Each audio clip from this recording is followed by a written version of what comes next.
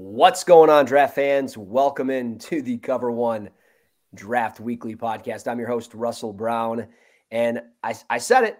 I said they were going to show up. This is like Hall and Nash showing up with Hulk Hogan at WCW. I mean, it is Kendall Mursky and Anthony Prohaska. Fellas, welcome back. It's nice finally seeing you guys. It's nice talking a little ball. How we doing? I like the wrestling reference. Kendall, you don't know what he was talking about. No, I know nothing. I'm just here for the ride. Sorry, I have to get used to hosting with three people again, but also I should not just throw a general question out to the open without saying, Anthony, how are we doing? Or Kendall, how are we doing? My fault on that. But Anthony, we'll start with you. How you doing on a Friday night, my man?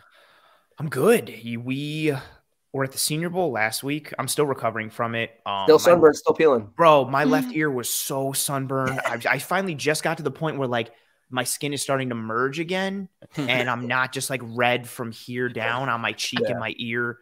So I've recovered from that. It's good to be home, but man, yeah, I miss Mobile, not the actual city itself, but the food and the Senior Bowl activity. Don't trash the city. No, the city's fine, but it's sketchy in some areas.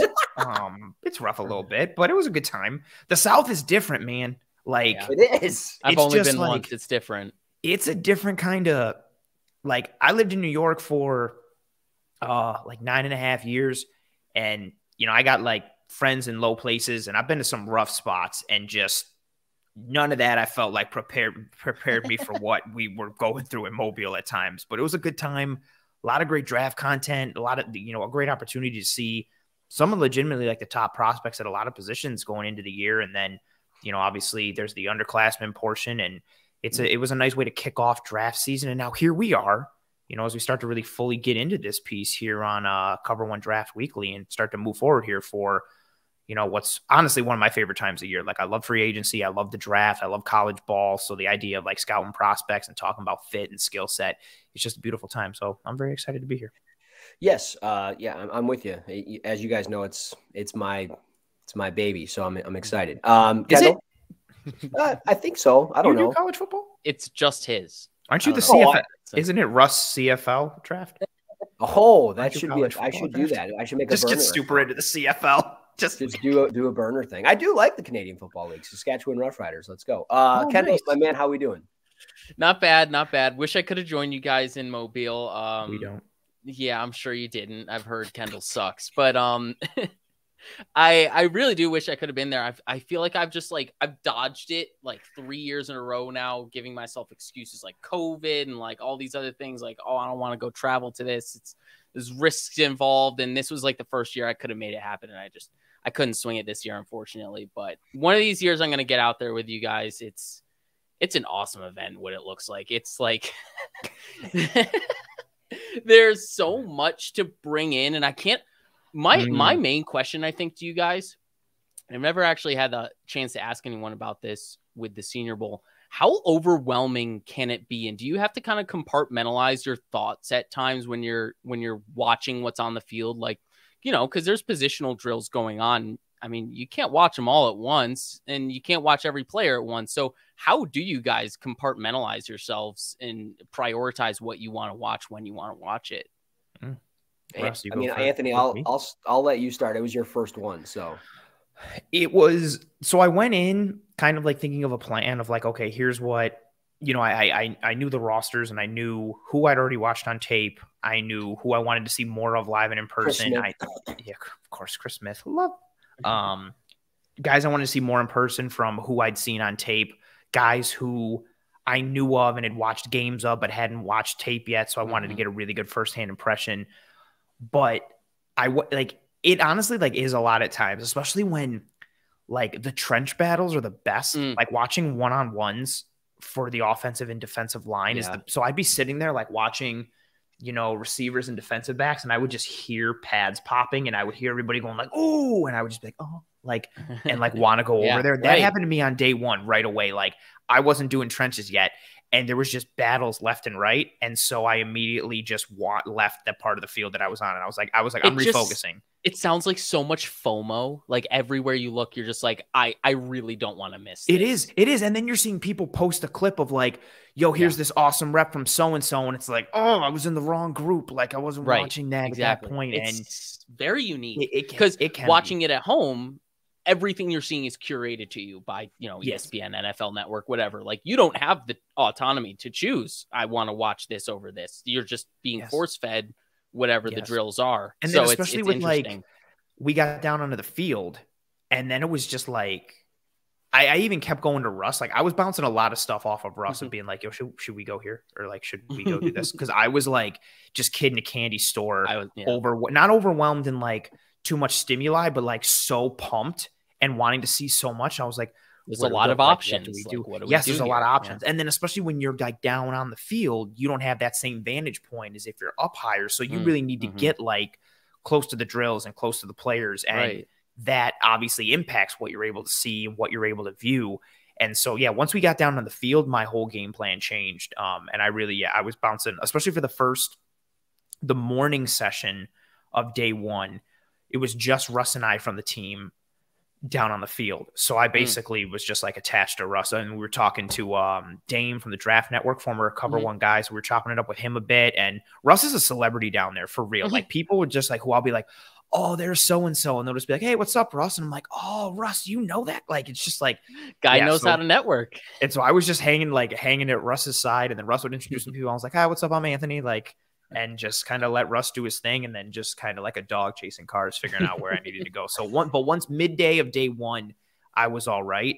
Plus Russ also gave me like the lay of the land. Like, he said it all leading up to the Senior Bowl. Like, hey, have a plan, have an idea. You're going to, because it's going to be a lot. Like, I suggest you get in on this day to be able to take everything in, set yourself up. So he kind of set me up for success before I went. And then once I was there. Yeah, you were all bright-eyed and bushy-tailed there. Oh, don't take my phrase, man. How dare you? No, it was great seeing you guys down there. I mean, we had, a lot of the crew down there, and it was cool.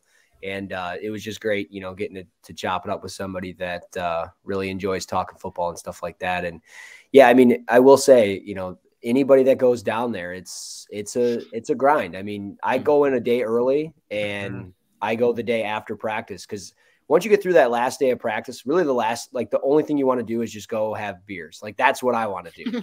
And maybe every day, but I mean, and just that first day you get to go and like kind of sightsee around Mobile, kind of get where you need to be and understand, okay, it's going to take me this amount of time to get down here and do this and do that. And it's just good to get down there. So yeah, it's always a fun time. I love seeing everybody that, you talk to online, and then it's just nice being able to, kind of talk football with everybody. So it's always a good time. But I guess we'll just start there since we're talking Senior Bowl. Closing thoughts from the Senior Bowl.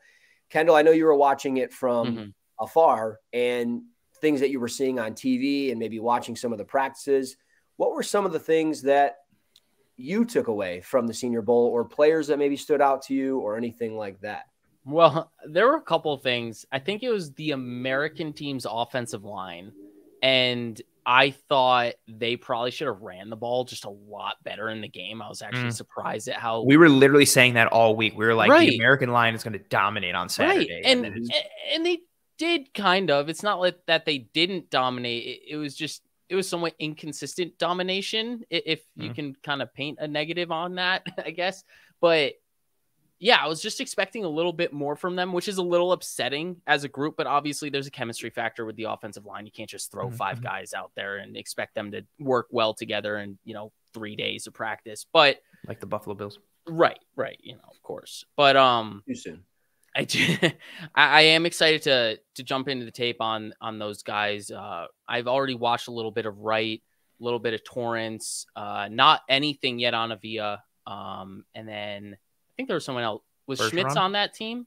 Yeah. Schmitz, Bergeron. Yeah, because the starting, quote unquote, starting group from right to left was Wright, Schmitz at center, Bergeron at left guard. And Osiris was right guard. Osiris was right guard. And then left tackle was Jalen Duncan. Oh, and he's someone else that I also want to watch. I've heard. And Jalen Duncan came in super lean too. He's somebody that all year was like 310, and he came in at like 295 or something like that. And he's got like a skinny lower half, which is kind of concerning. Right. But like the athleticism is there and the length is there. And like, I don't know if he's necessarily a left tackle, but I don't know, man. Like, I thought he was going to be like offensive tackle 1 going like after this season, and it didn't happen. But maybe as a right tackle, he might be a starting right tackle at the next level for sure. He showed a lot of fluidity, good feet, but again, like, I mean, he's moving at that weight, and so you're thinking like, okay, there's like nobody should be able to beat him around the edge. But when you pair with that length, yeah, he was getting hands on guys early. He looked really good.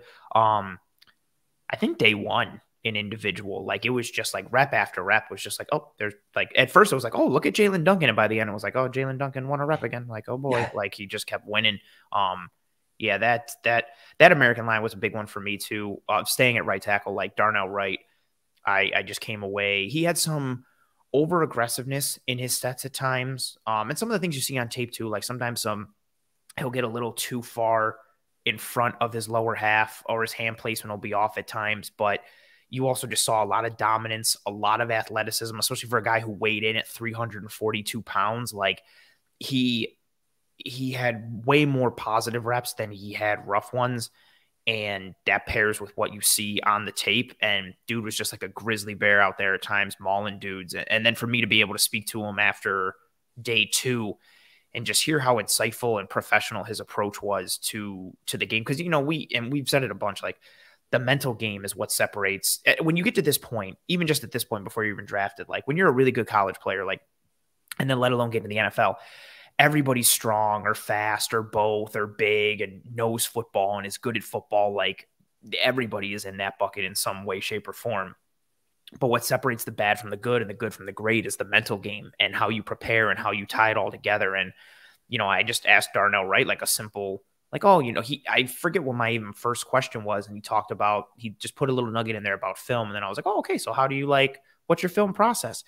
And he was just so really transparent. He talked about how he broke up rushers into categories based on speed, power, and finesse. And then based on who he was going to play that week, he studied their tape to figure out which bucket to put him in. And then in practice that week, he would practice his sets in a way that would allow him to defend against that type of rusher. And I was just like, oh, that's like a really amazing plan. And like, this is before he even gets to like the league. And I think that was a big closing, you know, thought or takeaway for me from the Senior Bowl was, you know, getting there firsthand. And you watch the tape and you can put together pieces on skill sets and traits, but you can't get into the mind of somebody from watching tape. But being down there, you get to speak to them, and you really sometimes you get some great answers, and you get little tidbits into what kind of pro this guy could be or how he approaches this specific aspect. And if you ask the right questions and don't ask just generic crap, you can really get a real idea of who these guys can be. And that was a huge takeaway for me too. Yeah, and I think that's the crazy thing too when you look at like the film. Like some guys you talk to about the film process with, and they're like nonchalant about it. They just kind of like shrug the question off and just move forward to the next one. And then you get a Darnell Wright, or you get a Julius Brents, who had a phenomenal week at corner, probably the best corner down there. And he's terrible. No, you're a liar. No, he had a really good week, yes. But he's going to probably be a top 50 pick now. And like the team that continues to like pop up that I keep seeing is the Steelers at like 32. And I'm like, it's a perfect fit. I would hate to see it, but it's a perfect fit. And then, but you know, like you talk to him, and I asked him after one of the practices, I'm like, how is your film? Like same question that Anthony asked. And he's like, I'm very cerebral with my attack. I'm very strict on my film study. And on this day, I'm watching this. On the next day, I'm watching this, like from footwork to overall technique to pad level to coverage drops to routes being ran. And I'm like, bro, I just watched the play like 7 times, and then I just try to figure out what the hell you guys are doing. And you're doing like this is crazy. Right. And it's smart though. You chop it up into easily consumable portions of what you need to be looking for, especially as a defender or just a player on the field. There's almost so much coming at you on one play. It is smarter to just, if you have a week of preparation, you break it up and you organize it. So you're just focusing on your opponent's release, your opponent's route stem, like just break it up in that way. And it's much easier to digest it and then analyze it. Yeah.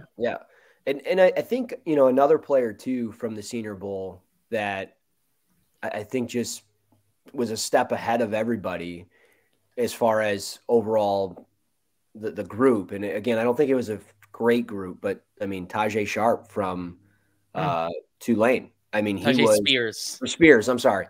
Everybody's doing it. Everybody's going to keep doing it. Yep. I do it all the time. Yeah.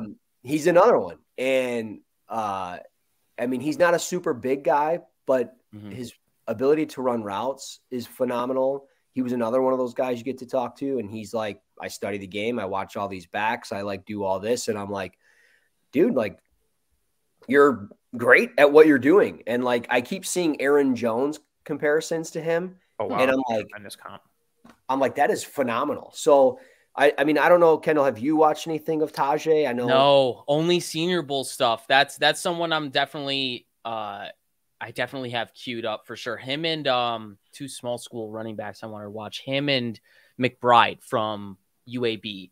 Those are the two guys that I'm very curious about, you know, smaller school guys. But I mean, running back is pretty cut and dry what your responsibilities are. You either can or you can't do it. And obviously athleticism at lower levels helps. But I mean, Tulane was a big time program this year. Like they really played some meaningful games. And I'm excited to see what he did against USC in that final game. Spears had my favorite thing from Spears in the week. It was day 2. And they were doing pass pro against the linebackers for the American squad. And he came up against Aubrey Miller from Jackson State, who was geeked up all week and is way bigger than Spears. And the first rep, he ran through Spears and ran him through to the bag. And it was just like, oh, like little dude, like can't pass pro. Like, and that's what you're thinking. Spears went back, got coached up.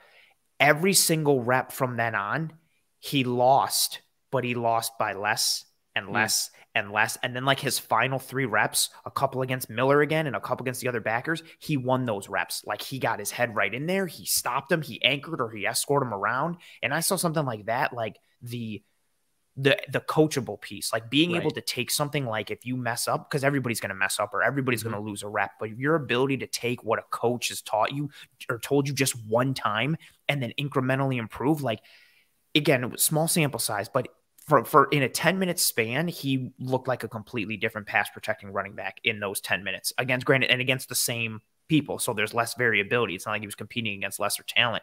And just that, I thought that was that was another cool piece to see. Like you can watch how guys take feedback in the moment or how they get coached and are they able to readily apply it in actuality, or like how long does it take somebody, you know, to learn something? Do you have to tell them 75 times or how long his ability to flash that bulb? And I think that for him, like one, it was just cool to see that, but 2, for him in particular, a dude who's got speed and burst and like pass catching ability, if he can just round out the passing game impact. Yes. If he can just be sufficient in pass pro, you're already a legitimate like weapon on third downs, but then you're also increasing the odds that you can be less of an indicator or tendency giveaway to defenses. And it makes you that much more valuable. Yeah. Yeah, no, he really stood out. I will talk briefly about Anthony's guy. And I think, I mean, I'm a fan as well, and that's Chris Smith from Georgia. Gosh. And I don't know where everybody is across the board as far as like overall grade, if they have one yet or how much film they've watched of him yet. But, you know, the 3 or 4 games I've watched from him, I mean, the dude to me, I think is a safety. I don't think he's a nickel. I mean, he could play a little nickel. I don't think he's a true corner. I think he's more of a safety in like a cover 2 role with those types of drops. I think he could play that overhang and maybe be that buzz defender because of how well he closes. But he had a very impressive week. And I know, Anthony, I know you spoke to him a little bit. I don't know if that was a first or second day of practice. First day, he was like, I went to him immediately. I realized to him. Yeah. And I mean, what was his like? So when you talk about like Darnell Wright from a film perspective, I feel like Chris Smith was the same way, because I asked him specifically about 2 plays against Tennessee, and he remembered exactly down a distance, hashes, routes, drops. And I was like, and he was like, I just got beat, man. He's like, that's all there is to it. And I was like, oh, fair enough. Okay. Respect, next question. Yeah. How was he? He was awesome. Like, and it's funny you saying that. Like, I wanted to ask him about his first interception of the year against Oregon, because he just read Bo Nix completely. And I got so lost in like his first couple of answers. And then it led me to different questions that I asked him like 5 questions and we talked for like 2.5 minutes. And by the end I was like, cool, man. And I dapped him up and then walked away. And I was like, oh, I forgot to ask the one question I wanted to ask. But I spoke a lot to him about, because his big thing for me, and I'm with you, I think he's a safety, even though he is undersized. Like, coming in at under 190 pounds is not ideal for a safety. But I just love his game, and I love it really for two reasons. One, his ability to function in match coverage in that Georgia defense, which is so prevalent and important in today's NFL. His ability to just cancel and clamp down and poach and slice, whatever verbiage you want to use, depending on the system and scheme that you're in. But if you're running a post, or you're running a dig, or you're running some kind of deep over, he just erases almost anything and everything that comes in the middle of the field. He can do the same thing going outside too. And that's my first big thing. Well, my second piece is what he's like coming from depth, fitting the run, or coming down against screens, because he comes screaming down like a bullet, but you don't really see him miss. He just always seems to come down urgently, but he's also under control. And so I asked him a lot of questions about that, where does your ability to function in match coverage come from, and how happy are you, or what are your thoughts on how that prepares you for life in the NFL, given what coverages there are in the NFL. I asked him about his ability to come from depth and fit, and he talked about just how he prepares and how he practices and what he looks for, and what's been ingrained in him from the time he was younger, and what he's pushed himself towards. And again, just another dude that you can tell from and maybe this is me inferring a little bit, but you can watch him play, and he just looks like a dude on tape that you're like, that guy's probably a smart guy. And then you hear him speak, and it's just like, yep, that's what he is. When you hear him, it's just a very professional approach to the game, which again, you kind of have to have in a program like Georgia, back-to-back national champions. They're not doing it by accident. Even if they have a ton of talent, it's more than just talent sometimes. And yeah, just a very cerebral approach. It gave me a lot of hope because he's going to have to lean on those strengths. Again, he is undersized, so he's got to be on point mentally, technically, and he's got to be on point in a lot of areas to kind of mitigate that size. And yeah, he was another one. He just impressed me so much with how he approaches the game, how he sees it, how he processes from play to play and ties it together with his film study. Just a very professional, cerebral approach, much like your boy Julius Brents. I was very impressed. Yeah, I think Brents and Smith both did, enough to really kind of justify where they should be drafted. Do you view, and I don't know if, Kendall, if you have anything to add, feel free to obviously just jump in on Chris Smith, but do you think he's a top 50 pick, or is he more of a third round type of player for you? Kendall. Oh, this is me. Oh, me? No, I was asking Anthony because sorry. I could tell by Kendall his reaction from when I was. Yeah, there are very few guys I have full reports on or full knowledge on. Yeah. Which we will get into your guys. Trust me. I think he goes back end of. I think he's a day two guy. I honestly think. I want to see what he does at the combine, and this isn't for me. What I'm talking for teams in general. I think I want to see what he does at the combine and pro day stuff, because I think the size thing will be a piece, especially with how much work he got. I think last year to the Senior Bowl, when Roger McCreary was getting a whole bunch of work in the slot and nickel corner. And then granted, Tennessee had some injuries, but it felt damning at the time. Yes. And you could tell guys want, they want to get you some experience there. And maybe that's a report that they get hey man, teams think that you're going to need to play this. So you should probably practice at this spot this week to try and get that work. And Chris Smith was in, he was safety, in the game and in team, but he got a lot of work in nickel situations. And you saw a lot of coverage pieces in drills, one-on-one, granted he had to, but against receivers in a one-on-one scenario. And I wonder how much of that is coming from the league of being you can't be under 6 foot and under 190 pounds and be a safety. I wonder how much that scares teams off. So I do think he's a day two guy. I think he falls somewhere between, it's going to be I could see him going anywhere in the back end of round 2 and early round 3. For me, I think I have a solid second round grade on him. He is my number 2 safety, only behind Brian Branch. But even that's wonky because Branch is also not a safety, but kind of a safety. There's a lot of projection with him. I'm comfortable taking him in the second round. And he's another dude. I thought the same about McCreary last year. If he was just a little bigger, if Chris Smith could play the way he does, and he was like 5'11" and 201, I think he's a first round guy.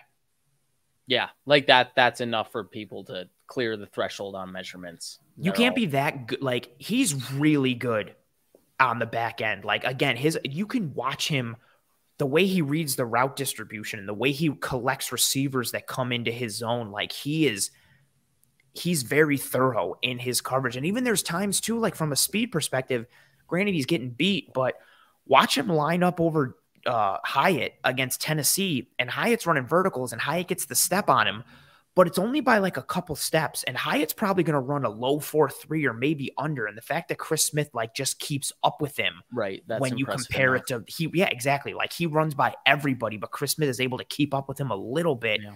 I think those are all pieces that, again, it's just going to be that size piece and how much it scares teams off. I have a solid second round grade on him, and if somebody takes him to the top 50, I'd be cool with it. I like his game a lot. Yeah, I mean, where do you have him, Russ? He's 54th on my board. Okay. And I haven't compiled my full like top 150 yet, so that's why I kind of was more just like second round grade. Yeah, no, I have 50 players on the board. I'm at 57 total. Or I'm sorry, no, 58. What safety is he for you? Safety 2, safety 3? 2. Okay. So behind Branch? Yeah, Branch is to me, Brian Branch is like a top 15 player in the draft. I love Brian Branch. I think there's a pretty decent drop between Brian Branch and the next safety, and that would be for me Christopher Smith. I like Jordan Battle a lot as well, but we don't need to get into those guys just yet. But I do want to get into one player to keep this moving as we put kind of the closing thoughts from the Senior Bowl. I almost said Super Bowl because that's Sunday. And look, we could do Senior Bowl stuff all day long, but there's 125 players. We'd be here again all day. There's a lot. I do want to jump into one player in specific, and I need somebody, I don't care who it is, explain this freaking player to me. It's Keon White from Georgia Tech, the edge rusher. I don't understand it, and I don't care who's in my mentions on Twitter. I need to know, like, what is going on with Keon White to why he's a top 10 player in the draft. And there's people in this business I respect the hell out of that are telling me he's a first rounder. And I'm looking at the tape, and where is the first round stuff? I know Anthony can probably speak to this better than I can because he was at the Senior Bowl, but I just, watching from home personally, there were so many times when the announcers would talk about, okay, watch Keon White this snap, watch him this snap, as a guy to spotlight. Yeah. Because, he's a marquee player at this bowl game, right? And then it was just like, meh. And it's just like, he's just kind of stalemating with his guy. There's really not much happening. And it's just like, why do we keep marqueing this guy? And I haven't jumped into the tape yet, but then hearing what you said the other night when you were like, guys, I'm like 3 games in on this guy, and I'm not sure what everyone's talking about. Once again, it's a little damning, and how much have you watched on Keon White, if any, after the Senior Bowl? So I hadn't watched. I'd seen, again, broadcast doesn't like count, but I'd seen 2 or 3 Georgia Tech games like during the regular season, and I hadn't watched game tape going into it, but I had him on my radar just because obviously like I knew of him. And then Daniel Jeremiah had him, and I think still has him as his number 8 prospect for his entire board. And so I was like, okay, let's check him out. Yeah. And I didn't watch him a ton on day 1, but what did intrigue me and what was really cool, and Russ, you'll know what I'm talking about, like every day they on the jumbo on the big screen, I was say Jumbotron or Titantron, WWE days, they would put like from the day before, because everybody's got the zebra trackers on them, so everything's being monitored. So they would have all the metrics of like, this guy covered the most ground, like this guy ran the fastest, yada yada. And after the first day, and this is something that happened again throughout the week, Keon White's fastest miles per hour was like 2 miles per hour faster than any other defensive lineman every single day. And that may seem like someone may be like, that's not a lot. That is a lot. Like every other defensive lineman, like 2 through 5 would be like, 1530 something, 1519, 1490. And Keon White was consistently like 17.5, 17.4. And so I saw that after day one, and I was like, okay, that combined with, where Jeremiah has him, maybe I need to give him another look. And so I really watched for him on day two. And yeah, I just didn't see it. Like, I kept thinking, like, I watched him a bunch in team more than I did individual drills. And I didn't really see him get into the backfield. At best, I was seeing like some push, but I just expected more either speed to power or beating somebody around the edge. I also thought he was kind of like in a tweener spot. Like, he was working like on the interior more than the edge, it seemed at times. And I was like, okay, are teams trying to make him into like some kind of 3-tech or some kind of like undersized this, oversized that tweener hybrid kind of guy? But at the end of the day, like, I didn't come away thinking, and again, I know he's supposed to have like tools and athleticism and all this upside, which I think is fair. Or fair for some, but I just didn't see it. And I'm hoping I'll see it in the game tape. But Russ, I know just from what you've watched, you're still perplexed, which is why we're talking about it right now. Yeah, he's a dude like and I'm a traits over production guy. Like, I get it. Like, I was against people who were like, Trayvon Walker's going to suck. Like, no, you can't go on Trey. Like, I thought he was going to be sweet. But I think the big difference is all the traits that Walker had, you could see them flashing regularly when he was on the field. And I think that's, from what I'm gathering, not what we're seeing on tape or what we saw at the Senior Bowl. It's like, sure, this athleticism number for long speed is popping on the board, but is that trait ever really showing itself at the position? You kind of need that quick explosiveness off the line, and how you're going to translate that into power maybe, or finesse, whatever you turn it into. And it's not translating into efficiency on the field. Yeah. Like, again, even with Trayvon Walker, like, it was like, okay, he doesn't have like a plan or moves, but you're watching him jack up like everybody he comes against. He's either beating dudes around the arc or speed to power and going through dudes. And like Russ, like you said, like, there's a lot of people who are hanging their hat on, like, this dude's a solid first rounder. He's a top 15 pick, or some people are pushing him towards the top 10 for their rankings and their mocks. And yeah, I haven't watched the tape on him yet, like you have, but I'm a little confused as of right now. Like, I don't get it just from seeing him live. I mean, if you have him in your top 10, that means to me you have 4 edge rushers in your top 10. Will Anderson, Myles Murphy, Tyree Wilson, and Keon White. And if you have Keon White in front of Myles Murphy and Tyree Wilson, I have some serious questions for you, because I just don't understand what you're looking at. Like, he had 7.5 sacks this year. 3 of them came against North Carolina. I've already said it to you guys like 3 or 4 times. Yeah, we talked about it before. I said it in the chat last night. 3 of those sacks, one of them, he got Trevor Penninged basically into the quarterback. He transfers from Old Dominion, and he was a tight end, which is fine. He was 265 when he transferred. He transfers to Tech. He suffers an ankle injury. All of a sudden, he's up to 290 pounds. He's able to run apparently 21 miles per hour, has a vertical jump of 32 inches, which to me isn't even that good, because 32 inches does not show any explosiveness whatsoever. But I'm supposed to be impressed because he's got 38 reps in the bench. If you're my edge rusher and I'm drafting you top 10, you better be getting me double-digit sacks. And, like, he might do that because he gets, an additional 5 games on top of the 12 that he played for Georgia Tech this year. But I'm like, dude, like, what am I watching that you guys are watching? Because I'm watching the same shit everybody else is. The dude is leaning on guys. He's open sesame, like, trying to split double teams. He looked like Old Yeller trying to get the quarterback. It was almost like I got to take him out back. And like, this is over, because it was just, I can't understand it, dude. And it fires me up, because I'm wrong on plenty, but there's no way I'm putting this guy top 10 in mock drafts and everything else, like everybody else is doing, because no, like, I'm not following the consensus here. I cannot wrap my head around it. Stick to your guns. I just don't see it, dude. And like, he checked into the Senior Bowl at, I just had this up, 6'4", almost 6'5". So 6'4.5", 280. He had almost 11-inch hands. He had 33 and 5/8 inch arms, which is fine. Like, the length is there. The heavy hands is there. And I see that stuff on tape.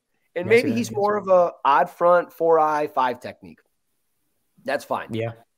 But if I'm going to draft a guy like that and he's only going to get me 5 or 6 sacks, why would I take you top 10? I can get one of those guys in the 3rd, 4th round easily. Also, Yeah. if he's going to be one of those guys, is he just going to be a really good run defender? And has he shown that? That upside is limited.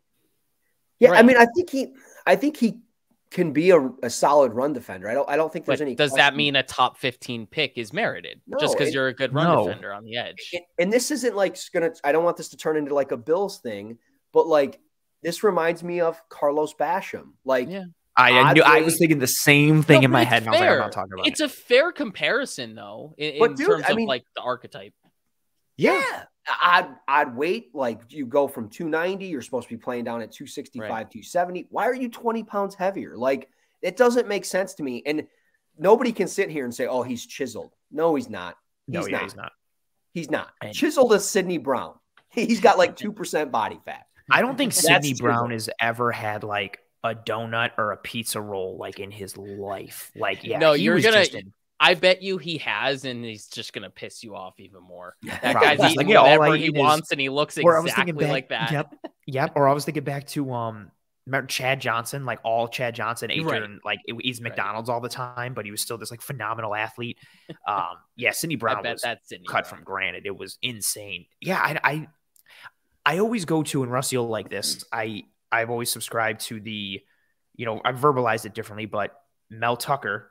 Remember Russ, you posted that video last year, him talking about Kenneth Walker when they got him from Wake. Yeah. And he said he's a 10 play guy. And then Mel explained what that meant. And Mel Tucker's thing is if you have to watch more than 10 plays on a player, that player is probably not for you. And I use that same philosophy towards film. Like if I turn a guy on and I'm watching after the first 10 plays and there's not something that makes me go like, okay, it just has to be one thing. It's like, just give me something to be like, okay, cool. Like I'll keep going. Then I'm done. Especially because like, I don't have the time to watch like somebody who's not doing anything for me. And that's how I felt after the Senior Bowl. I'm still going to watch the tape. I want to get at least one full game in and I'll go from there. But like, if I'm using the 10 play rule from the Senior Bowl, I didn't see anything to make me go like, okay, I'm going to look into them just because of where the consensus is and because I'm not there.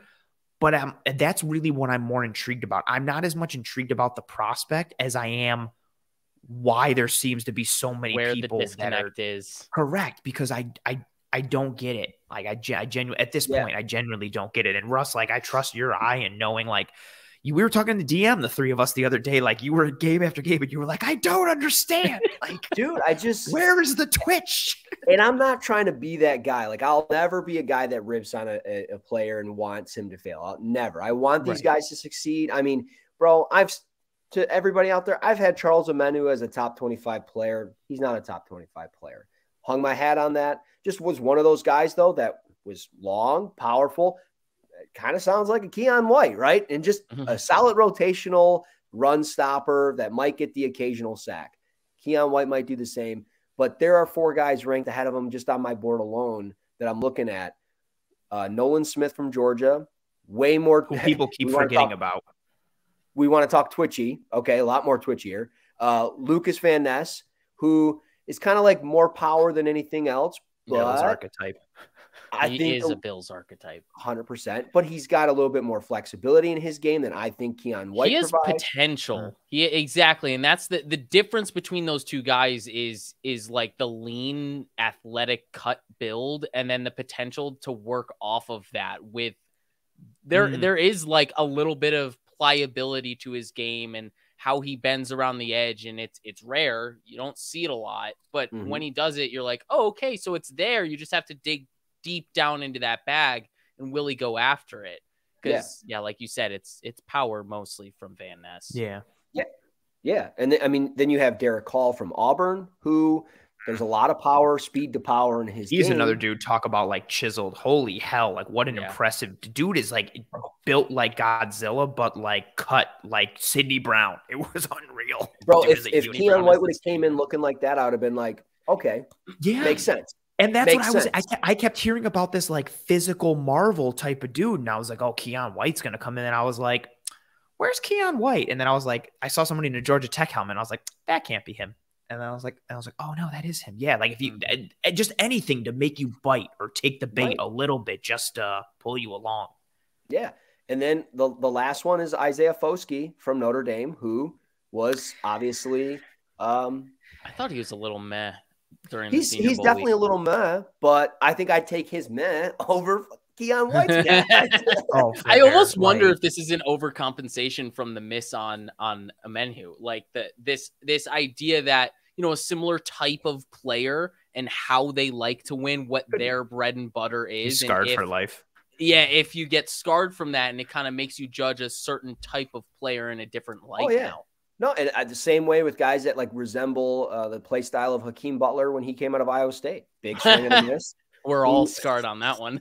Yeah, but I mean, he couldn't stay healthy. He turned into a tight end. He's out of the league. I mean, it's just all that. Right. So I don't know. Keon White, if he goes first round, cool. I don't care. You can tweet me. You can DM me and say I'm a loser. I don't care.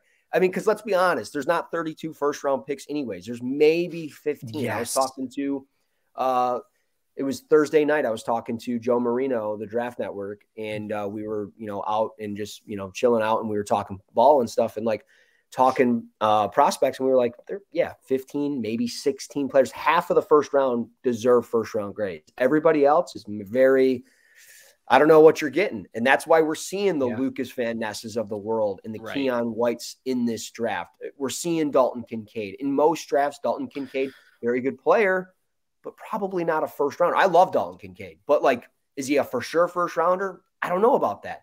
So I don't know. I think it's a very meh draft and in general, and these guys like this, where they just kind of, I don't even know if they fly under the radar. I just think, but isn't that, but it's maybe like a product of it being kind of like a meh draft. So you're just trying to like, you're pushing, you're finding traits. Certain people are emphasizing certain traits as why they would push someone up this board that is largely meh. Or because you're willing to take Kendall, you and I were talking about this earlier, talking about like the wide receivers. Like this isn't like a super strong wide receiver class. And we were talking about like who could be wide receiver one. Right. And I thought like, you know, I'm okay between like two guys. Yeah. Anything. Usually like, and I was you're hoping for 4 to 5. Yes. And I was even like, yo, if somebody wanted to, like, I don't think Jalen Hyatt is wide receiver one, but I was like, I could understand if someone wanted to put him as wide receiver one, just because he has like a plus trait. Right. And if you want to lean into it, value speed. Yeah, exactly. And if they want to lean into it, cool, go ahead, like do your thing. But I think that's a microcosm of what it is when you have a weaker draft class. Instead of just going for somebody who's like overall meh, maybe you find a guy who's got like one trait or one thing you really like, and you're like, cool, we'll take a swing on this guy, because even if the other guy hits, his ceiling and the return on investment won't be as high as if we take a swing on that guy and that guy hits. My issue with it is, I can understand, like in this example, like if someone did that for Jalen Hyatt, because I was like, okay, you see the speed and you think you can turn him into a more nuanced, polished route runner, and you see some things. Keon White, I just don't get it. What's that one thing that all of these people in national media, what's his calling card? What are you hanging your hat on with this player that makes you think? And Russ has a good point too, with like how many first rounders, like, because we know it every year, like guys get drafted in the first round who aren't first round graded prospects. And again, I'm not done with my board, but I've got like a solid like 10 or 11 right now, and I don't know how much more I'm fitting in and where. I think maybe like up to like 15ish once I get through some tape for some guys, but maybe like, and I also think there's a clear divide between like who the top tier guys are versus like what tier 2 is and tier 3. Like there just seems to be clear divides in a lot of areas, and then a whole bunch of muddled murkiness. And I think that muddled murkiness is why guys can get pushed up and pushed all around, because it's all muddled. So it's going to be based on what individuals like and what teams covet. 100%. 100%. I think the top 3 guys in this draft, the guys like you just, I don't know how, like, Keon White's going to be the best guy in this draft. Keon White is going to come out and make us all look foolish. He's going to be a monster, like 17 sacks a season. No, I don't think so, but maybe. But no, Will Anderson, Jalen Carter, and Bijan Robinson, I think class of their own. Three class of their own, premier guys. And you know, put a red dot next to their name. I hope I didn't lock the bottom lock. Okay, the child's in the house. We're good. Can't get in. He's got to wait. Yeah, he's gonna hijack a podcast just like he did a few years ago. Bomb on Dons. About Mondans. I can't believe you remember that. Good for you, bro. It was such a unique phrase. I just didn't know what he was trying to go for. And then the spider thing happened. I will remember that night for forever. That's awesome. But yeah, so it's very interesting. I don't know. I have a lot of names on this sheet right now, and it's just freaking me out. Is Christian Gonzalez a first-round graded guy for you? I'm assuming yes, right? Yeah, that's bro. He's like number 5. He's 8 on the board. Yeah, I've got him top 10, like prospect rank. I love Christian Gonzalez, big time. Big fan. Big fan.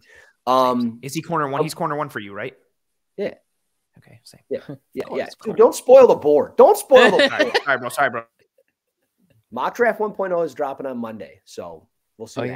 Keon White, first overall. It's gonna hit the fan. I'm gonna get death threats. I think it's fine. I mean, that's how draft season goes. Put Keon White first. It's fine. No. Bears take Keon White. Let's go into the. We actually kind of have to go quickly here because we have 6 minutes till the thing goes on the whatchamacallit. No, we don't. Oh no, never mind. That was the previous thing that I screwed up. Never mind, bro. We're unlimited.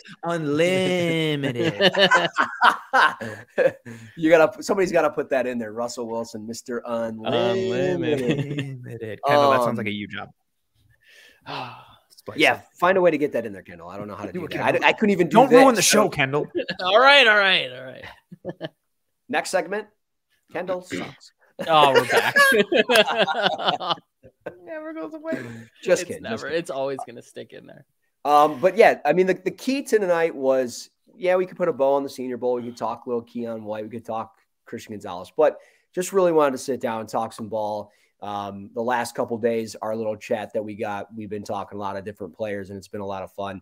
And it just got me fired up to sit in front of the computer and talk with you guys. So initial prospect impressions. And Kendall, I'll turn this to you because you've been watching quite a few different guys over the last couple of days, from KJ Henry of Clemson. You even mentioned a little bit of Lucas Van Ness, and just maybe going down that list. I mean, who are some guys that have really stood out to you, and what are your initial impressions on some of these players?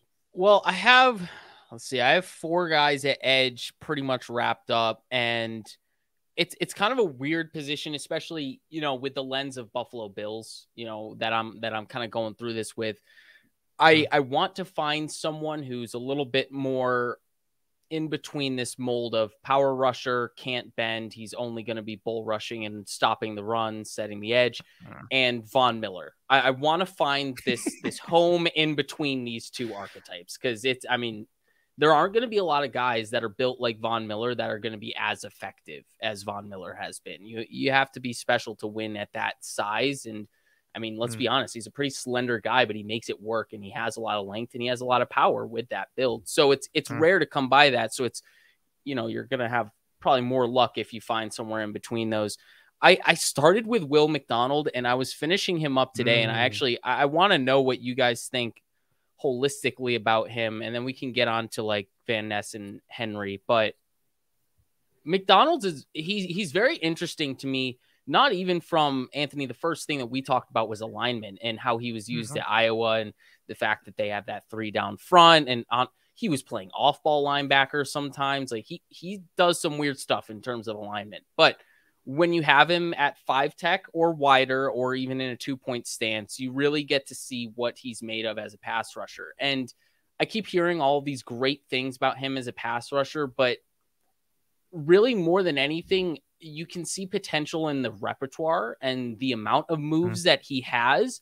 But I don't know if there's a whole lot of effectiveness right now, which is kind of concerning to me. Like, he has some length, he has like sufficient power, but like his hand usage isn't great. He kind of just swipes at guys, and he's not necessarily accurate with what he's doing with his hands. Like, he's kind of using them for the sake of using them, like, okay, I'm about to go around the corner on this one. Let's chop the hands down, even if the hands aren't even shooting from the offensive tackle. So there's just like little inconsistencies with his game that I'm a little worried about, but there's definitely something there. And for someone that's kind of being touted as, maybe someone that could sneak into the first round if someone falls in love, but probably a second round guy, it kind of falls back into that conversation that we were having about how weak maybe this draft class is, where you're finding a guy kind of get bolstered up for, you're hanging your hat on just these couple of traits. And that's what's pushing him up the board. And the fact that, maybe you can be versatile with him, even though,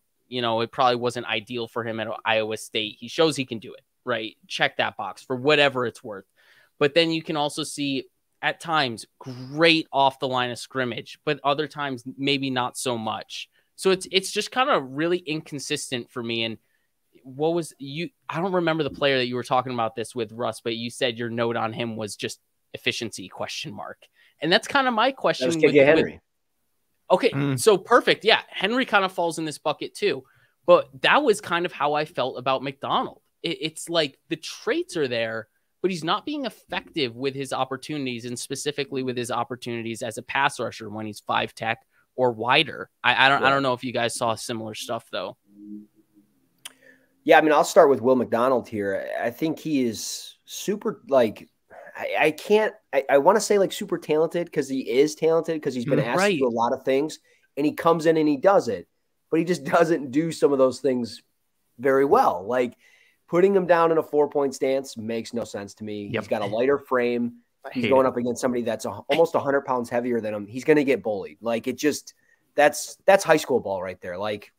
That's just what happens. Iowa State was just like, no, 4-eye. Yeah, 4-eye. Put him in a 4-point stance and just have him try to.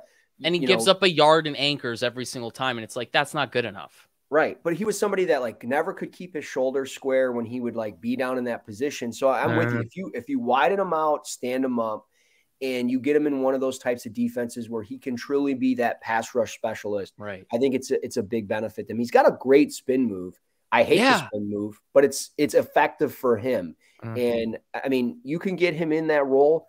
He might carve you 6 to 8 sacks a year just because of how efficient he is by using specifically that. But once you get him out of that structure, it's like, dude, I don't know why. When I saw him playing off-ball linebacker, I was like, what is happening? What's what the is going idea? on?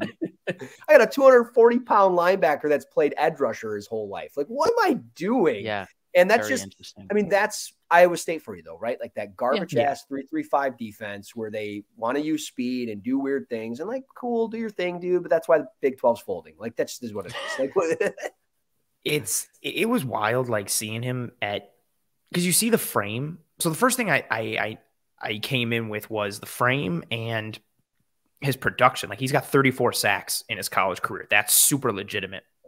Yeah. And then you flash on the tape, and it's just 3-3-5, 4-eye, over and over.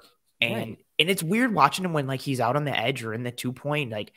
You see, he doesn't have the best hands, but he's got active hands. You see the quickness, you see the athleticism. He's got enough bend to get around the arc. He can flatten, and you just don't see it all holistically there and put together enough. That's a good way to put it. You don't see it all come together on one play very often at all. No, it's just very disjointed at times with you see the raw traits and tools. Thank you very much. You see the raw traits and tools, but what also concerns me with that is the idea of where he is as a player. He played 5 years at Iowa State, so he was a 5th-year senior. He's been there since 2018. So crazy. It's so long He's ago. Gonna be it's so long ago. Dude, that's a super long time. And he's going to be 24 when the NFL season starts in 2023. So how much of a ceiling, yes, the coaching in the NFL will be better and he'll be a full-time, football player. So, in theory, he should get better to a degree, but what does the ceiling truly look like? And for a 5th-year senior, I would have liked more technique and more plan-oriented pieces already present in his game because he's been there for so long and because he is older. And then especially too, you look at the production in 2020, he had 10.5 sacks. Last year, he had 11.5. You look at what he did to the last couple of years and you're like, whoa, this guy can put up big numbers. And then he comes into this year and finishes with 5. And then you see from a technical standpoint, when you put on the tape, that's what concerns me a little bit. The idea that Iowa State, I think there's no question that Iowa State was using him in a way that wasn't advantageous to his skill set and his frame. But then even within that, I worry, what does he look like as a floor and ceiling guy once he's out on the edge, given his age, and how long he's already been in school and what his production and technique look like that's the only thing that worries me a little bit. But if you're just looking at him from, like as a traits guy or as a toolsy guy, like there's a lot of things to like with what he can do. It's just, can you turn those dials enough and get him to put it all together, which I think is the question mark. But I mean, when he, and that's it too, when he does put it together, it's real pretty. Like he has those snacks that make you go, oh, like, and then he has like 17 reps in between where you're like, oh, this sucks. And then he has another one. You're like, oh, like he just, it's fun. It honestly makes me wonder if he's like wasting his gas on those snaps when he's being used at 4i, 3 tech. And you're just like, he might be, because he's got to use all 236 pounds of him to handle a 320 It makes you wonder lineman. what would happen on those plays where he's wide, but if he was only on the field and used in that role, what would the floor and ceiling be, like you're saying? And it almost feels like we're kind of being stripped away of that evaluation opportunity because, we're perhaps not getting Will McDonald at his best when he's used as a pure pass rusher off the edge. And that's kind of where I am with his evaluation. It seems like love the traits, love what the package can be, but it feels like it's an incomplete picture at the moment. Yeah, he's somebody that, like, and you mentioned a lot of great stuff here, all of you, or both of you. I'm talking like all y'all. I'm talking like a whole classroom here. Like, what am I doing? The both of you made really good points, though. Like you mentioned, he uses all 236 pounds, and he's playing. He goes away from his probably natural spot of playing in a half-man responsibility. He goes to a full man, and he's got he's aligned on the outside shoulder of a guard, but he's got to use everything he's got, or inside shoulder of a tackle, use everything he's got to get through that player or through that gap. And it just doesn't work. And then I think just and you mentioned age 24, right? I think the best way to like sum it up with him is you're getting a 24-year-old prospect. And it's like getting a puzzle box, right? Like a box of a puzzle, and you open it and you have all these puzzle pieces and you see all the pieces of the puzzle with him. And you're like, man, I can put this all together and it's going to look great. And then all of a sudden he's 20, you realize he's 24. You're going to put this puzzle together and it's going to be that puzzle where you're missing still one or two pieces because the factory shorted you a piece. And it could be because of weight of him, for an example. It could be because of one of the skill sets that he has just never develops, whether it's his hands and putting it all together, going to the well too many times with his spin move, or just you can't find the right alignment for him to be most successful because he's getting shipped from running backs and tight ends and H-backs and things like that. So I don't know. We'll see with him. Anthony, it looks like you wanted to add something. Did you want to add something? I did. 1,000% I did. You read my mind. So he's listed. Russ, if you can, look up what McDonald came in at for weight at the Senior Bowl. Absolutely. Because he was listed, coming into it, he was listed at 236 pounds. I don't remember what he came in at the Senior Bowl. But for reference, Odafe Owe is listed at 251, sometimes 258. So he's in like that 250-ish range. And when you watch NFL games, like Odafe Owe looks undersized at the edge. But granted, he's got the quickness and he flashed a ton in that Bengals playoff game, but he looks undersized. And so that's also a piece too. I wonder for McDonald, like how much does he put onto that frame? How much does it impact his game? Because if he's really going to play at 240, 245 pounds, how small is he going to look like? Because again, he's listed at 6'3", granted, Owe is 6'5", so 255 pounds on a 6'5" frame is going to look slimmer. But McDonald was listed at 6'3", 236, and I feel like he looks skinny. And when you see it in the league, it's going to look skinnier. Russ, you got what he weighed in at Senior Bowl? Yeah, so at the Senior Bowl, he checked in at 6'3.5", 241 pounds. Okay. And he has 35-inch arms. He's got almost an 83-inch wingspan. And one of the things, where did it go? One of the things as far as like freakish athlete that he is, he apparently his vertical jump is, according to this, is close to 42 inches. Right. So, and that stuff checks out. It's just like, it's literally, like you said, Anthony, it's just disjointed. Like, can we see all of those traits put together on one play? Like, I haven't necessarily seen a play where you see him jump off the line of scrimmage, use his hands well, use his length well, and then show a spin move off of that. Like, this is the idea of, okay, we said, He has good explosiveness. He has good length. He has a spin move. I've never seen 3 of those traits put together on one play. And he has it in him. It's just where's the inconsistency? Where's the plan? And like you said, once again, Anthony, like, you're 24. This is your 5th year in college. Like, it'd be nice to see a plan, some counter moves, like that kind of thing is missing. And to your Russ, your metaphor on the puzzle, like, what happens if you do complete that puzzle, but the problem is you complete it and the guy's 30 years old already? Right. Like that's the other thing about being 24. And obviously, some guys are coming out at 22, 23, and, you complete that puzzle at 28 and you have a free agent on your hands. Big deal. 2 years isn't crazy. But at the edge position, I mean, sometimes it does impact other people differently. So it is something to consider for sure. Yeah, he screams like future Pittsburgh Steeler, Philadelphia Eagle type player that goes in part of their deep rotation of edge guys, and just figures it out. Like, Philly's got plenty of draft capital, in the first round where they can get any other big need, and then if he's sitting there at like 64, they can just go ahead and take him and not even bat an eye. Those are good situations, though, like, too, and I think that's always part of it. Like, where the player goes has such a huge impact on what they can become. Like, just making those examples up, like, you put him in Philly, and he gets to sit like behind and be like a number 3 and learn, or he gets to go to Pittsburgh and sit behind like Highsmith and Watt and like learn from them, but also kind of take just things be a specialist. Correct. Just and that's focus where I think, on your role. Yes, right. That's where I think he needs to go. And that's why, honestly, like, I think, again, not just because they're the Bills, like, I think like, the Bills need some kind of proven piece off the edge that isn't Von Miller. And Greg Rousseau is starting to become that a bit. But other than that, it's inconsistency when it comes to pass rush across the entire defensive line. Like, if you plug McDonald into a team like that and he's the number 3 behind 2 solid or proven options, I think that increases the odds of him potentially becoming successful. Like, my worry for him is he gets brought in to be a 2, and then it's just bad from the start, and it just continues to go bad because he's put into a situation that he's not made for and not ready for yet.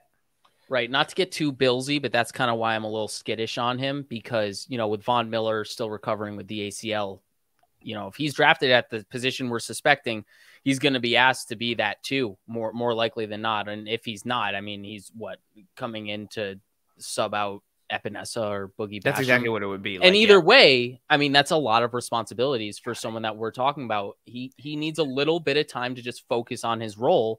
And that would probably be the best arc for him in his career, where he can focus on that year 1, be a sponge, and then apply it all and perhaps get more opportunities throughout his rookie contract and earn something in free agency. And see too what, like, not using the Bills, but like, look what the Bills did with Epinesa and Basham and trying to figure out their weight and what they were doing. Russ, you mentioned it earlier with Boogie. Like, I think that's going to be like key too. Like, does some team want to bring in McDonald and, okay, you're going to stay as what you are, or some team going to try and be like, no, get on our weight plan. We want you to play at 255 or 260. And then, okay, like, how does his frame handle that? Like, does he start picking up injuries because his body maybe isn't made to be at 250 or above, like, but he can't function lower? Like, there's all these variables and questions, which makes it murky, but also still interesting because he flashes really cool stuff and has some cool stuff to him. Like, he would be fun. He would be fun in Houston with D'Amico Ryans. He would be fun as somebody that could potentially become their true edge rusher. And they've got the draft capital where, like, you could throw darts at the board unless they move out of 12 and move up to get a QB, which I think could happen. But I don't know. It's going to be very interesting. But Kendall, I did have a question. You said you had 4 edge rushers that you kind of have written down. Out of the 4, which one was Will McDonald your favorite? Or no, Van Ness was actually my favorite. What do you like so much about Van Ness? It's his strength.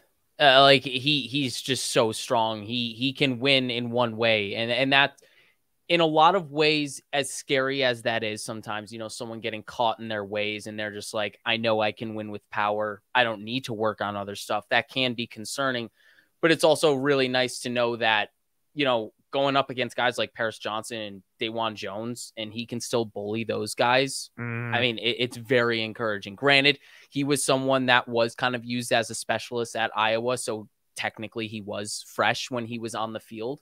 But he could just bully anyone. He has strength for days. He can set the edge against the run. He has a great motor, surprisingly good range. And we talked about it earlier. Like, there is bendy potential there. I don't know if it's necessarily like, all right, go pull a ghost move on this guy and just duck under some hands. Like, I don't know if we're going to see that in his career, but like, he can get around the edge in kind of in a blendy kind of way where he's pushing through the outside shoulder. He's giving a rip move, but he can also show that kind of ankle flexion, that core strength to get around the edge and then kind of flatten it out and get to the quarterback. It's few and far between, but he shows it every now and again. And that's kind of the main concern with Van Ness. It's just, you want to see more of the pass rush repertoire because you're literally just seeing quick off the snap, heavy hands straight into the shoulder pads and just going through a guy. And he does it with consistency. So that much is encouraging, but you want to see the repertoire. You want to see more things added to his bag of tricks. That's my main concern with I wasn't laughing at anything you were saying. I was just thinking of how much like Van Ness is just like an edge version of Iowa linebacker Jack Campbell and vice versa. They're just it's just like, these big physical guys who just run through people. I'm just like, but they're also great athletes. It's weird. They win with strength and power, but they still have athleticism. They just kind of don't flash it in a way where it's like, that's how I made this play. Being rangy, being athletic, showing quick twitch. Like, that's not how Iowa players like win, but they have it. They have it. They just don't necessarily use it to win. It's weird. Yeah. Yeah. And he's somebody that, he's a former hockey player too. He did a lot. No surprise. Yeah, no, he did a lot more hockey than he did football. And he only played 2 years of varsity football. And then he's only really played 2 years of college football. So like, he's still kind of rough around the edges and it shows. Yeah. But I mean, like, I think like flexibility and as we talk like explosiveness, I think it's a lot more impressive than a player we talked about earlier in Keon White. And like, it all comes back to Keon White. I know, man. I'm sorry, but it's just I like him, man, and I can see why. Like, out of the 4 players that you have, I can see why he'd be up there.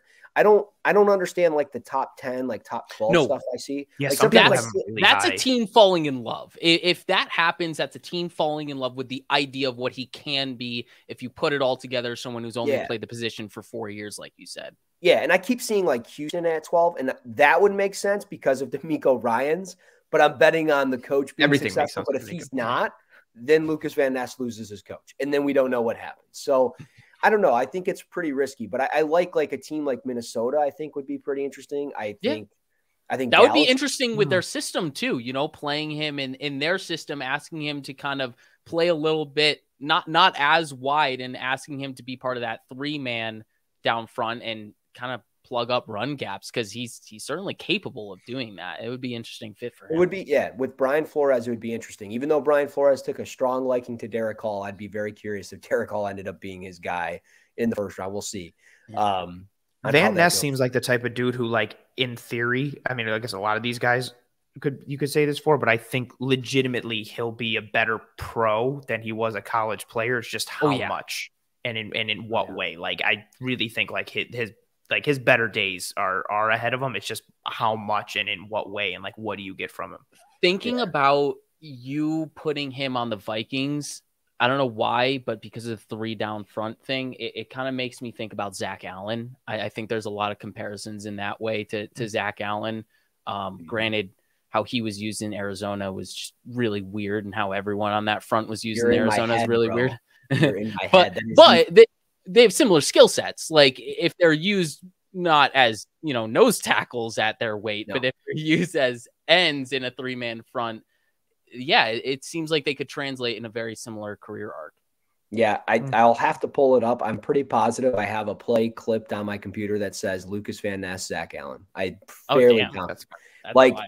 that is the player that came into my mind when I watched him, as far as like size and like the flashes, really weirdly similar. Yeah, the flashes that were there, but like Zach Allen had like an on and off switch, and a lot of the times it would go off, and it hasn't. Not saying it hasn't translated for him, but it hasn't been like what I thought it was going to be for him in the NFL. And maybe Lucas Van Ness will be different because he's only 21. So like that's kind of a good thing. We'll kind of see what happens. But Anthony, I'll kick this over to you for some prospect impressions. I'm tripping all over words. I'm burping and like I don't know what's going on with me, but I'm falling apart over here. But your prospect impressions. We're never doing prospect. I can't say it. Prospect impressions. Yeah. What do you got over there, Ant? I'm gonna go to a point I mentioned earlier briefly. The wide receiver class is something I keep coming back to in like how, and I think we were talking about this offline a bit. Kendall and I were, I think, Russ, when you had stepped away quickly before we went here, just like the build and skill set of so many of these receivers. Like this just seems like I don't want to say meh receiver class, but like an okay receiver class, especially in comparison to what we had last year, where you just had Garrett Wilson and London and Olave and Dotson and Watson and people like Sky Moore a bunch. Like you had all these like cool skill sets and traits and pieces. And then you come into this one and it just seems like a lot of like frames and skill sets and body types that are built to be slot receivers or maybe like a Z at some point. Like there's not a lot of true X receivers in this class. Like Russ, Kendall and I were talking about this before. Like if you're thinking of like dudes who could be a true X receiver, just from like a frame standpoint or even maybe skill set standpoint, you're looking at, I don't know, like Quentin Johnston, I guess, like maybe like down the board, like an A.T. Perry or something like that. But a lot of the guys are like, look at Jordan Addison's frame. Like all these guys, like the Jordan Addisons, the Josh Downs, the Zay Flowers, even, Jack's coming. Exactly. Like they're all in this like 6 feet or under 170 pounds-ish range. Jax is actually the biggest. Jax is listed at 6 feet, 198. He's like the biggest of them. It's this weird class that is all a lot like small guys. Like you're even in you, and then you add in like the Tank Dells, Scott from Cincinnati, but then like the bigger guys seem to be down towards the back end. And I wonder how the group balances out. Like, I like Jonathan Mingo coming into the Senior Bowl, and I liked him more coming out of it. You know, I was worried about what his route running would look like because he comes from Mississippi and they just run RPO so much. But he showed enough that gave me encouragement for what he could do in the NFL. He also talked about that during the week, which I thought was great. But he's got the size. He's got he's like 6'4", 225 pounds. I think he's going to run a 40 somewhere in the 4.5s, which at his size is impressive as hell. And like, does Wicks from Virginia go up the board a little bit? Like, it's just this group overall, it just seems like it's geared more towards the slot or Z guys. And there's not like a true number one. You can make a case for so many guys and they're all similar, but slightly different. It's just like, the more I keep scouting wide receivers, I've done like 8 now. Like I just keep being like, everybody just keeps being like muddled together. Where are you with Kayshawn from LSU? Have you gotten there yet or no? He's 6'205". Yes, haven't done him yet, but I'm also like, I don't. It's off the field stuff for him. And that's my thing. Like, are we? I don't think it's. Well, actually, let's.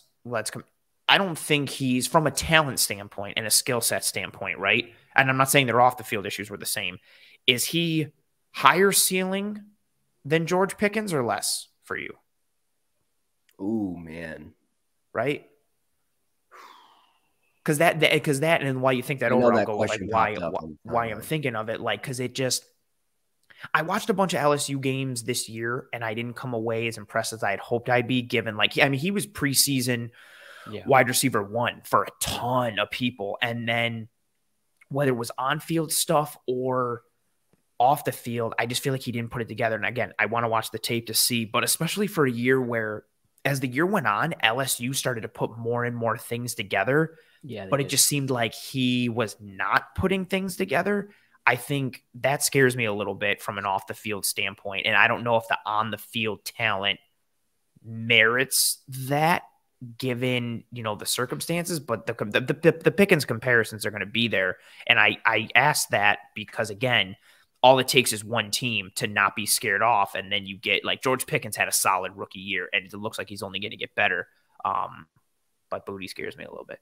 I will say the one thing with Boutte, and I think it's I think it's tough to evaluate that offense in a sense with Jaden Daniels and how much of an offense kind of flows through him. Like you kind of saw it at Arizona State. Like there's just so much improvisation with him at quarterback that it sometimes gets difficult to assess the wide receivers when they're not being targeted on time and they're being targeted in an improvisational fashion. I think it can kind of get muddy in that way, but I don't know. It just gets tough in that way, just with how that offense functions and why they were successful, because they were widely successful because of Jaden Daniels' improvisational ability. So it kind of goes back and forth.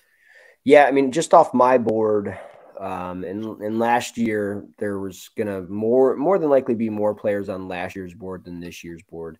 George Pickens for me was 47th, wide receiver 8, and the way it's shaking out right now, again in a like loaded wide receiver class, like last year's wide receiver class was like very good.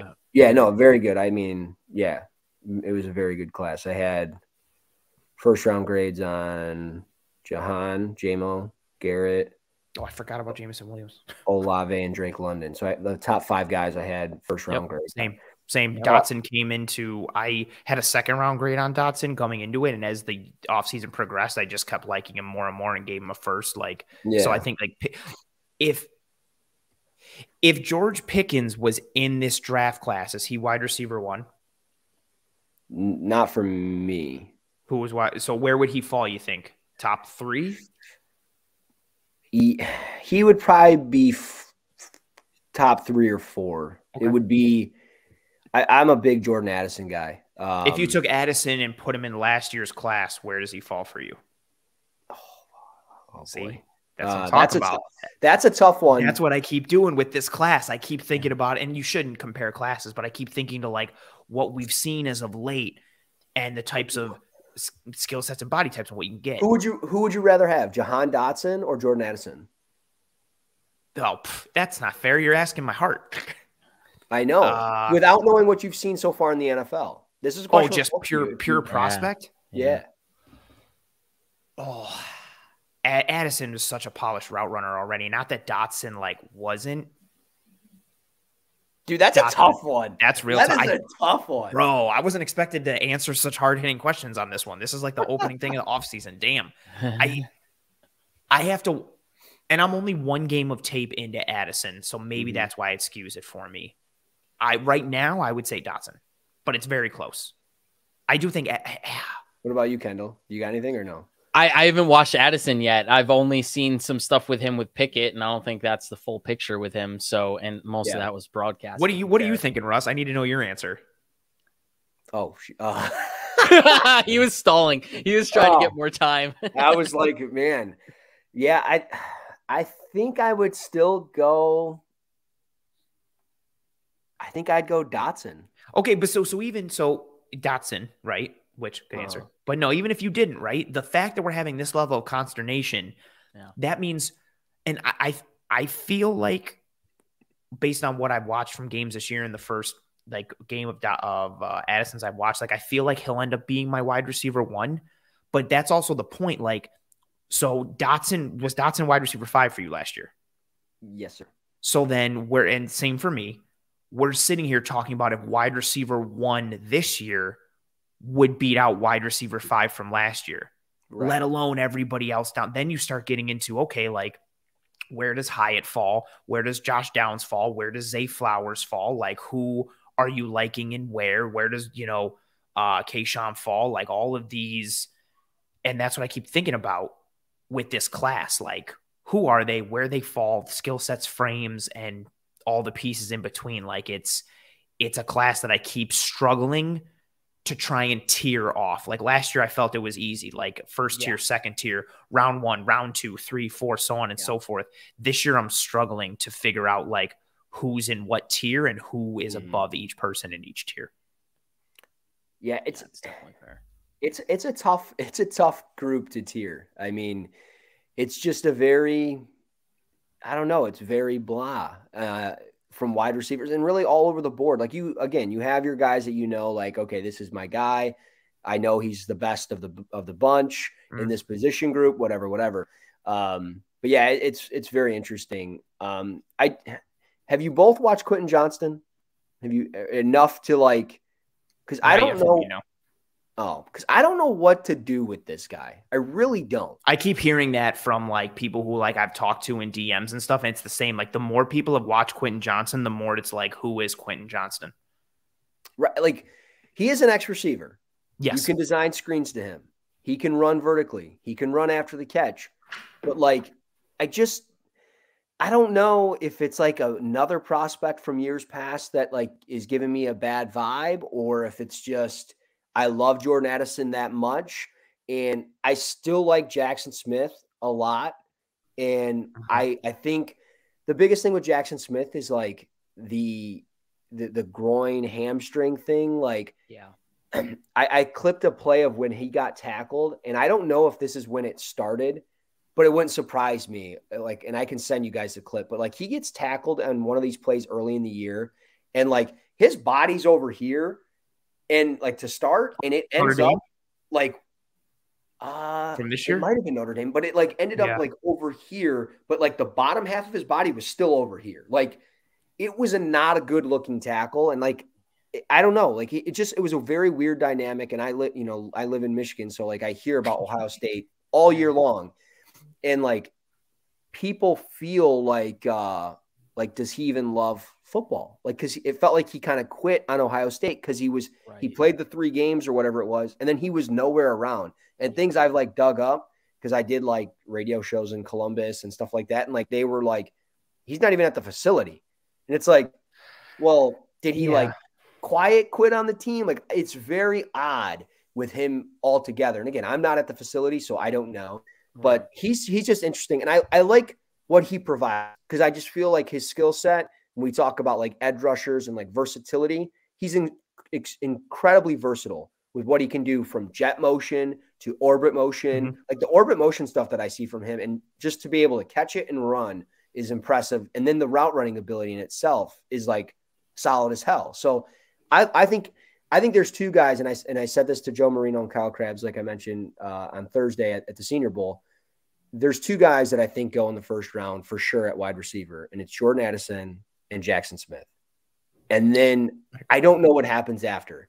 You think Quentin Johnston's going to get like the DK treatment where it's just kind of this physical freak, but can he put it together? Maybe that's what it is. And I think that's fair. I think the Giants would be crazy to pass on him at like 25. And I would have to probably have a cigar with Brian Dable and say, what the hell are you doing? But people are going to want him to, because again, he at the top of the class, he's like the closest to the true X receiver that you're going to get. He's checking all of the boxes type of thing. But just because you check the boxes doesn't mean you have it. But for a team, again, like I think that's a really good example for a team like the Giants that they don't just need a receiver. They need like an X versus a team like, I hate to keep using the name, but if you're a team like the Bills, okay, maybe you can take like a Josh Downs or a Zay Flowers before you would have to look to a Quentin Johnston or something like that based on how you're built a little bit. But again, that's like, I think that's what makes this group so intriguing. Like, because I've heard the same kind of similar murmurings about Jackson, and I went back and watched his tape from last year. Like, that's really what I've been diving into more than this year because all the wonkiness. And where does he fall and who climbs and where and who drops? And again, even I think Tank Dell, I think, is such a good microcosm like of this group, this dude who can like, who's shifty and is a better route runner than he gets credit for and has some good toughness, but he does not tick any of the physical size measurable boxes, but he's still like a good football player. Like I think people don't know like what to do with him or where to put him. And I think that's a representative of this entire class. Like who's number 1, who's 1 through 5, who likes what. And I'm just like, I'm just in so much consternation. I really wonder what the NFL is going to do with Tank Dell in this year's draft because of what happened last year with Calvin Austin and the love affair that happened last year. It's, similar Andrew frail guys, AAC. But but he's like thicker than you Dell. Think about the dichotomy. Yeah, right. Exactly. He's thicker, but there's still concerns of like, all right, he's undersized. He's very short, might be thicker and like better ball carrier, but is he going to hold up at the next level? And I think a lot of people were shocked that he was still around in round 5, just because of the technical stuff that he could do as a route runner. But similar for him and Shakir, they were both there, and everybody was like, everyone was like, "What's going on?" But that's what's so curious to me about Tank Dell is you juxtapose it with what happened, like you said, Russ, Tutu Atwell. And then that's the one for me. Is everyone like sour taste in their mouth because of Tutu Atwell? And they're like, all right, we can't do the same thing with Calvin Austin. And we didn't see anything from Calvin Austin this year in Pittsburgh. So there isn't really like a counterpunch coming back with Tank Dell right now. Is it just status quo? Or are we just going to be like, all right, this guy's undersized. Tutu Atwell didn't work. No one's going to take a chance now on someone like Tank Dell. And is that a mistake? Like, I don't think they should just be so stubborn about these like measurement thresholds, because if a guy can uncover and get open. Yeah. I think it's with that, it's more so like if he can uncover, cool. But when he is covered, what am I doing with him? You know what I mean? Yeah. I can't. Yeah. And then essentially when he is covered, is he really good in those contested catch situations or no? That's fair. And if he's not able to create that separation consistently, let's just hypothetically say a quarterback has maybe 4 reads, right? I mean, he's not gonna be able to go through all 4 reads in the NFL. Like, some guy like Bryce Young can do it all the time, but some of these guys aren't able to. So now you essentially go from 4 to 3. Well, now he can't go through all 3. So now he's got 1. And it's like, if that's covered, now I'm screwed. So yeah, I think that's what ultimately hurts. And then you obviously throw in the size, but he's an interesting one because he had some great blocks down at the Senior Bowl. He had some pretty decent routes. He showed the speed, but it's just like, I don't know what he is. I don't know what he is. He's a tough one for me because we've been burned on the small guys. I've been burned on big guys. He's a tough one.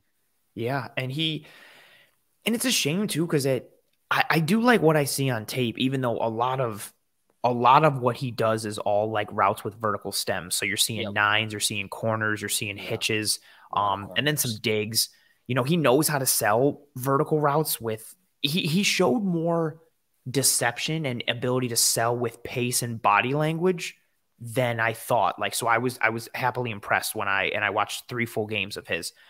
He's not full speed and just like, he's not just like a flash. He knows how to use it. Yeah. He and stop with it. Like, just be like, all right, you guys know that I'm fast. All right, I'll stop. He can snap it off. And it's not like, and for a guy who, even though he's like smaller, well, he's like almost like 6 feet, but he's like longer in the legs. Yeah. But it doesn't take him a lot of steps to snap it off. Like, it's not on a hitch. It's not like bang, bang, bang, bang. He runs full speed and then it's pop, pop, and he's done and he's out. And I think that, lends to his potential ability. I also think he's, pretty good at, reading defenders' leverages. He can see body lean and angles and use that against the defender. But, it just feels like, like that. What happens if he can't uncover? Because nobody's going to be that open all the time. Yeah. Can he win at the catch point? Can he play big at the catch point? Because that's a concern of mine. Like, I feel like he does have somewhat of a limited catch radius. And, to bring it back to somebody we were talking about earlier, Jahan Dotson wasn't the biggest guy, but at the catch point, Jahan Dotson plays like he's 6'5". Like he can get up and get anything and he plays big. I don't think that's necessarily the same piece for Tank Dell. Not that I'm comparing them or comping them to one another, but that's all going to factor in because at that weight, like 160 pounds tops, he's going to be like 170. And not that he can't succeed, but the track record of receivers at that weight, I would venture to say, is not good in the NFL. Probably not. Yeah, it's just, I wonder. And again, another example of this group, like this whole group, I think is filled with question marks from top to bottom in terms of who goes where, who do you use, how are teams going to rank these guys or favor one over the other, and just how do you tier them and separate them? Yeah. Well, look, I think we could sit here and talk this forever. I'm gonna bring in one last player, somebody that's been impressing me over the last 24 hours as we talk about smaller guys, completely different side of the football, going defensive line. I think you guys know where I'm going here, the Northwestern D lineman. I'm going to try to say the name. I got the pronunciation in front of me. Adetomiwa Adibare. I think I got that right. I don't know. I have no idea. I butchered. I've just been calling him the Northwestern D lineman the whole time. I did the whole thing at the Senior Bowl too. I gave up on trying to say the name. Yeah, no, I mean, he's super intriguing, man. Like, he could have went to Army, Navy, Air Force. He could have went all over the place. He played linebacker in high school, and he checked in at like 6'1", 284. So he's like definitely undersized. He's, but he looks like a 4-eye, 3 technique type of guy, but he's versatile enough to even probably play a 5, and he's super juiced, like just juiced up, man. And I don't know if you guys are ever going to get to watch him or, I will. Yeah, I'm going to get there. Edge is definitely on the Bills' priority. He was on my notes. He was on my notes from the Senior Bowl. Like we were talking about in the DMs, like I just felt like I was watching team or individual drill, and it was just like the purple helmet with the white Northwestern N was in the backfield. Oh, it was in the backfield. Like I wasn't even watching for it. And I would just see that purple helmet with the white N, and it was in the backfield every time. It just like rep after Russ, rep. my question to you about him after I hear his build, I kind of infer that he's someone that he wins with leverage because he's densely built, just based on the measurements alone. Is that true? Is he just like he knows how to get up and under the pads and then kind of manipulate you in that way and shed? Yeah, absolutely. I think that's what separates him, and he's got 34-inch arms. So like he's a lot long. Weird build. It's weird, man. And like you look at him and you're like 34-inch arms. Like he's listed at 6'1". He's only 284, but he understands how to get his pad level. And there's plays that I have where he's in a 4-point stance and like he's starting to time a chop, and it's like, dude, if he gets that, holy crap, because he's going to get this down with a double-handed chop and just get right through. But he's coming out and his pad level, he's here and the offensive lineman's up here. And it's like and it's not because of a height thing. It's just because he's playing that low. And it's impressive, man. And he's just versatile, explosive. He can play, man. And I'm like, I don't know where he's going to end up going. He might go a lot sooner than people think. I don't know. I'm not all the way there yet. I've only watched the Ohio State game, but like initial impression is like, I saw a lot of stuff on this Cansey kid from Pittsburgh, and I'm like, that's fine. You guys do you, but this kid is legit, and he's like the same size. So I don't know. And I got to watch this kid practice. I didn't get to see Cansey practice. So I don't know. I'm starting to crush on this guy, and I can't wait to get into more, but he is definitely somebody to like circle back to, and just watching him beat reach blocks. Like it is a beautiful, beautiful thing, but, another name to keep tabs on. So closing thoughts, Kendall, I'll go to you first. Anything you want to add, anything you got coming up? You did a phenomenal job on the Northwestern running back. And maybe you can give that a little plug as well. So anything you want to add to close today's show out? Yeah, I'll plug that real quick. Right before, I think it was the first day of Senior Bowl practice, I popped out a little film preview on Evan Hull against Maryland. So definitely go check that out. That's on this channel. But yeah, I should definitely do another one of those. Still trying to find a player that I'm like excited about in a similar way, because Evan Hull isn't necessarily don't. Nice. Good callback. Don't. I'm a little excited to jump into that tape and be like really excited about Keon White and just like, Russ, I don't not see even what to, you don't not see. even to troll him like you Yeah. do. Prove me wrong and give me the tape, because I got to see what you're seeing. I don't know. I'm excited for Maybe that. I watch some guy. I gotta find another guy like Evan Hull that's a little under the radar, but someone I'm excited about, kind of like how you feel about the Northwestern Edge. I gotta find another guy like that and pump out another film preview. But yeah, that's definitely what would be on the way for me. Also, I think the SIS draft website will be up soon, and once that goes up, I'll have like 14 or 15 scouting reports up on that website. When that goes up, I'll probably drop a tweet about it, letting everyone know who I actually put scouting reports on if they want to know my thoughts on those players. But that's essentially what's coming up next. I got to move to LA coming up as well in 5 days. So once I get there and settled in, I actually just accepted a part-time researching gig with NFL Network. So very hyped about that. Big time. Yeah, going to be going into sports media. Didn't expect that. But it should be really fun. It seems like a good fit. But once I get to LA, I have like 5-6 days before my start date, and I can start pumping out some content. Hell yeah, man. Well, congrats. Thank you. You guys can, of course, follow him on Twitter at Marksy Kendall. You can see it on the ticker there going across the bottom. And then, Anthony, what do you got for us? Anything that you got pumping out as far as podcasts or videos or articles or players that you're going to be watching in the coming days? Things that we can find on Twitter. Give me the goods, man. What did you think of Dynamite the other night? Can we go there? It was good. Yeah, we can go there. Dynamite was good last week. I finished last week's Dynamite over the weekend, and shout out Tony Khan.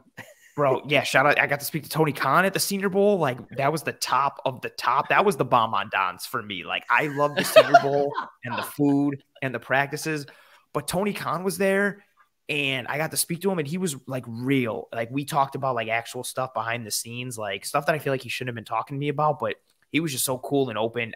That was like my highlight. It shouldn't be my highlight, but it was amazing. We talked for like 10, 12 minutes. It was sick. Dynamite was a banger last week. Another good one this week. We'll probably watch Rampage once we're done here. But Facts. So, yeah, absolute facts. I got my solo show, Disguise Coverage, that I do covering, the Buffalo Bills and the X's and O's and schematic pieces of the Bills. There's some advanced metrics and some film all tied into those pieces. I'm also one of the co-hosts of the Cover One Film Room. That is a pure film focused show once again on the Buffalo Bills. And then, yeah, you can find me on Twitter at pro__ant. That's pro 2_ ANT. But be putting out basically like everything now, putting out several Bills pieces and things on there, but a lot of it just draft and free agent focus now with a heavy piece towards the draft. Just a lot of all 22 cut-ups of different players.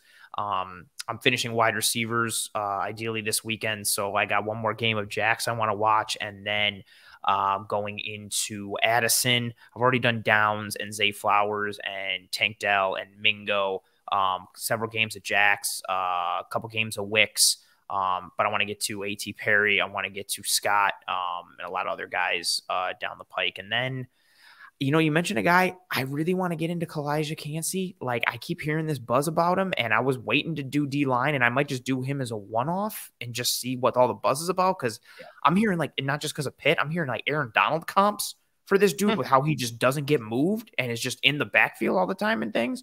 So I'm like, cool, I'm going to check this guy out. But yeah, I'll be pumping out a lot of content on the old Twitter. Hell yeah. Well, of course you guys can follow him at pro_ant and 2 underscores. Oh, 2 underscores. I'm sorry. Whatever, dude. It is. I wanted it to be one, but Don't there apparently follow. is a person with one. Like, apparently, I always thought a DM in that person be like, hey man. It is 2. I thought it was only 1. Wow. No, yeah, it's 2. You thought I was lying? Why would I lie? Dude, I don't thought know 1. me at all. I don't know. I just type in when I need to talk to you or something. I just type in Anthony and it goes. I don't know. And then for me, I got Mock Draft 1.0 dropping Monday, the day after the Super Bowl. As I do, it's going to be like it's been like the 4 or 5 year tradition for me. So it's pretty cool. I do suck. I'm terrible. Don't follow me at Russ NFL Draft, or you can smash the follow button. Oh, actually, I say everybody's handle should be up if we take away. Oh, there you go. They're all right There we there. go. Yeah, there it is. Yeah, it's been on the ticker the whole time. It's there. You can do that. Of course, you guys need to subscribe to the show. The only way we can continue to pump out this content or, do these types of podcasts and things like that and get everybody more involved, especially for like live shows and take your questions and talking ball is if you guys smash the subscribe button. So get us up to 1,000, well over 1,000. That's always a big plus. So you can find it on the Cover One YouTube page. But then if you hit channels and click NFL Draft, it's right there. Hit subscribe. And every time, articles and videos and all that stuff pop out, it will be a notification for you. So, fellas, appreciate the time today. A lot of good stuff. I can't believe we went this long. I kind of figured that would be the case the moment we get talking. It just, that's what happens when you don't have a script. You just go. So it's always a good time. So I appreciate it. Appreciate everybody tuning in. This is the Cover One Draft Weekly. We will see you guys again soon.